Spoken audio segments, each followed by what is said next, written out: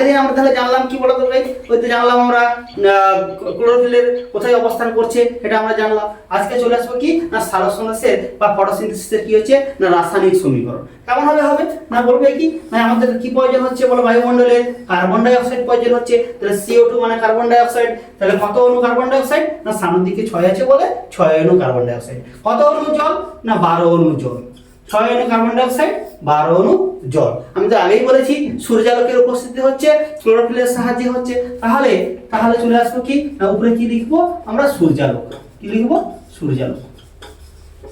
তাহলে সূর্যালোকের উপস্থিতিতে আর কার সাহায্যে ক্লোরোফিলের সাহায্যে, তাহলে কার সাহায্যে হবে ক্লোরোফিলের সাহায্যে।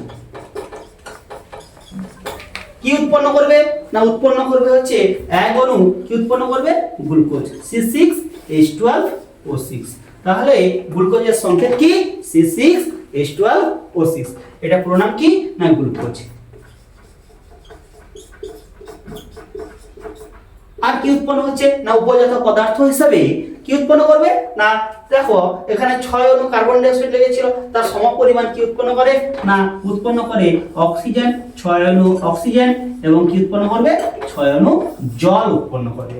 তাহলে এই প্রক্রিয়াটাকে কি বলা হবে সালোকসংশ্লেষ বলা হবে, এই প্রক্রিয়াটাকে কি বলা হবে সালোকসংশ্লেষ। তাহলে এখানে আমাদের একটা জিনিস জানতে হবে, এই যে সূর্যালোক, এই সূর্যালোক কি হয় এর মধ্যে থাকা শক্তিটা কোথায় আসে না আমাদের গ্লুকোজের মধ্যে আবদ্ধ হয়, গ্লুকোজের মধ্যে আবদ্ধ হয়।